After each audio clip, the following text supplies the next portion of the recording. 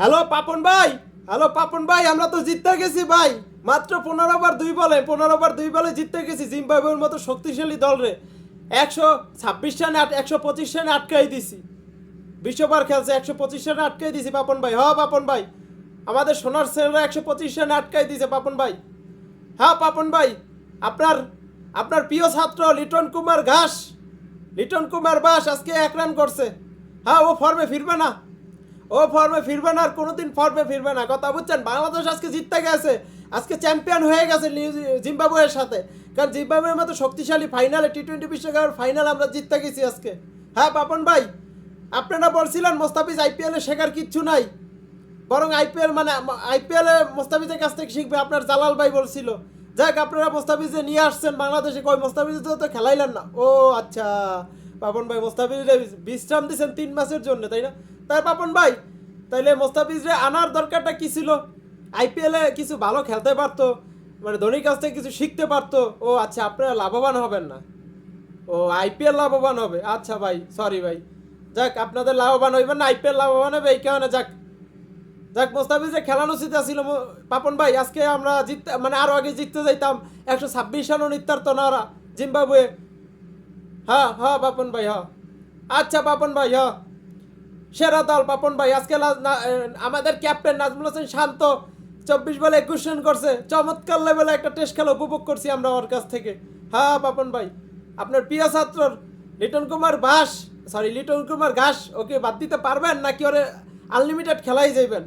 হ্যাঁ, এখনো সময় আছে, তাকে বাদ দিয়ে দেন। হ্যাঁ, আপনাদের গাজাখুরি কথা বাদ দেন এখন। যাক, অভিনন্দন বাংলাদেশ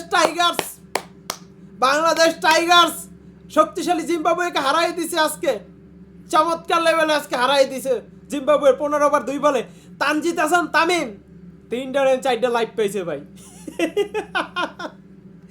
জিম্বাবুয়ের উইকেট রক্ষক ব্যাটসম্যানটা তানজিদ হাসান তামিমের উইকেট ছাড়তেই আছে, মানে ক্যাচ মিস করতেই আছে। তা কিভাবে জিতবে জিম্বাবুয়ে? হ্যাঁ, বিশ্বকাপের আগে এরকম একটা জিম্বাবুয়ের সাথে সিরিজ আয়োজনটা বিসিবির একটা বড় ধরনের বোকামি ছিল। এদের নাদি অন্য কোনো দলের সাথে যদি আয়োজন করতো, তাহলে অনেক কিছু শিখতে পারতো, অনেক কিছু ভালো হইতো বিশ্বকাপের জন্য। কাদের সাথে? জিম্বাবুয়ের, যারা টি-20 বিশ্বকাপে খেলতে আসে না, তাদের সাথে একটা সিরিজ আয়োজন করছে, টি-20 সিরিজ। আমাদের আজকে ভাবছিলাম লিটন কুমার দাস অনেক দিন পরে যে প্রিয় দল জিম্বাবুয়ে পাইছে, একটু ফর্মে ফিরবে, কিন্তু লাভ হইল না। ফর্মে তো ফিরা দূরের কথা, ডাইরেক্ট বোল্ড আউট হইছে। বোল্ড আউট হয়ে গেছে। এই আমাদের লিটন কুমার দাসের অবস্থা, ক্লাসিক্যাল ব্যাটসম্যান। আর আমাদের শান্ত ভাই, আবার কি ওই আন্দোলন করতে হবে নাকি তোমায় নিয়ে, বলো? হ্যাঁ, নাকি তোমায় নিয়ে আবার টোল শুরু হইব? হ্যাঁ, 24 বলে 21 রান একটা টি-20 ম্যাচে, এটা কি রান বলে? আর একটু ভালো খেলতে পারতো, তাই না? তুমি ক্যাপ্টেন হয়ে তুমি এইরকম রান করো।